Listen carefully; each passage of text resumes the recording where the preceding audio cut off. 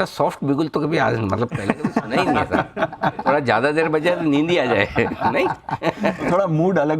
अच्छा, ओहो ओके, दिन के हिसाब से। उम्र उम्र की बात, देखिए दीप का ऐसा बिगुल सुन के मूड बनता है, हमें नींद आती है।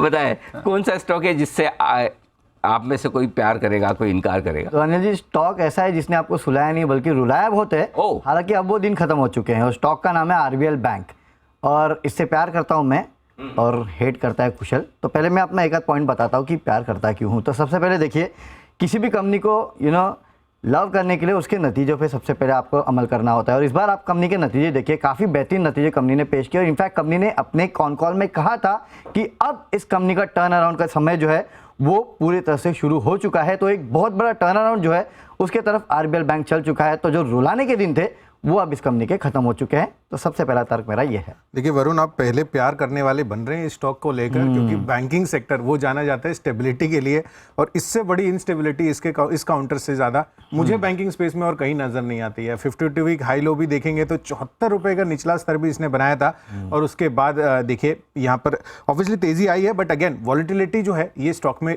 क्लियरली बरकरार है। पर सबसे पहले आप नतीजों की बात कर रहे थे, तो नतीजों के लिहाज से आप देखिए यहाँ पर इंडस्ट्री ग्रोथ, आगे ग्रोथ की जो हम बात करते हैं वो भी अभी इसकी इंड पे जो क्रेडिट ग्रोथ है वो रिलेटिवली इंडस्ट्री से कम आती हुई दिख रही है। तो अब यही देखना है कि आगे चलकर बैंक कितना आगे आउट परफॉर्म कर सकता है इंडस्ट्री को, और हो सकता है कि यही वजह है कि यहाँ पर ये इतनी सस्ती वैल्यूएशन पर भी ट्रेड कर रहा है। डेफिनेटली वैल्यूएशन के हिसाब से अगर आप देखेंगे तो रिटर्न ऑन एसेट्स अगर आप देखेंगे तो इस बार करीब 0.75 के आसपास था, जो कि मैनेजमेंट ने कहा है कि 1 के आसपास हो सकता है, यानी कि 0.25 के आसपास का जो हाइक है आपको शायद इस बार ही देखने मिलेगा Q4 में। तो ये एक बात जो है वो इस कंपनी की मुझे सबसे अच्छी लगती है। बिल्कुल, पर यही बात मेरे को इसकी सबसे खराब लग रही है, क्योंकि Q4 में ही आरओए यहाँ पर बढ़ता हुआ दिखेगा, पर उसके बाद आरओए बढ़ेगा कि नहीं ये कहना बड़ा मुश्किल है, क्योंकि कहीं ना कहीं आगे के लिए जो ग्रोथ है वो बहुत ज़्यादा अच्छी होती हुई नहीं दिख रही है। वरुण, वैल्यूएशन इस कंपनी के काफ़ी बेहतर है। अगर आप देखेंगे प्राइस टू बुक वैल्यू महज 0.8 के आसपास है। और आपको याद होगा जब इस तरह की खबरें पीएसयू बैंक्स के लिए आई थी और जब वहाँ टर्न अराउंड देखने मिला था तो सबके वैल्यूएशन दुगने हो चुके थे। उम्मीद करते हैं कि इस कंपनी ने भी कहा है कि अब हमारा टर्न अराउंड का समय आ चुका है, 0.8 के वैल्यूएशन पे उपलब्ध है, तो काफ़ी सस्ता स्टॉक है।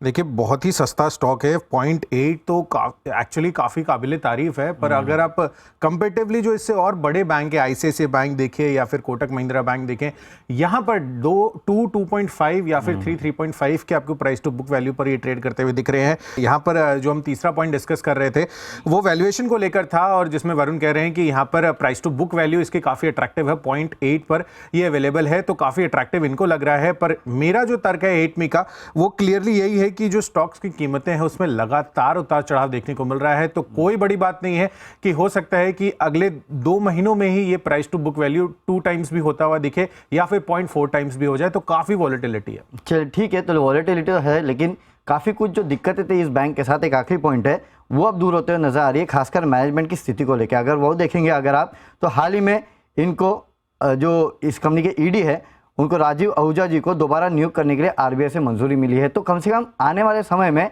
मैनेजमेंट को लेके एक स्थिरता जो है वो यहाँ साफ नजर आ रही है। तो जितनी चिंताएं थी वो खत्म हो चुकी है। इसके लिए मैनेजमेंट अब कह रहा है कि टर्न अराउंड का समय आ चुका है। और मैं काफ़ी सारी ब्रोकर हाउस की रिपोर्ट भी पढ़ा था जो यहाँ से काफ़ी लंबे टारगेट जो है इस कंपनी पे दे रहे थे।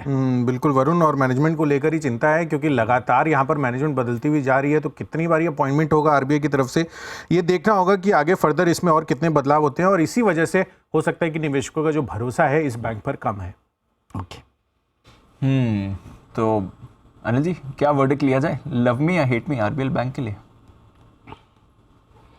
मुश्किल है मामला, मुश्किल है ना, ये दोनों एक्चुअली है ना। अगर एकदम लोअर लेवल पे होता ना वो 120-30 के आसपास, तब तो आसान हो जाता था कि भाई अब बेचने का वक्त नहीं है। लेकिन 170-80 पर है तो थोड़ा सा मामला बराबर का है। तो अगले वैलेंटाइन डे तक कुशल और वरुण का ये युद्ध आगे भी जारी रहेगा।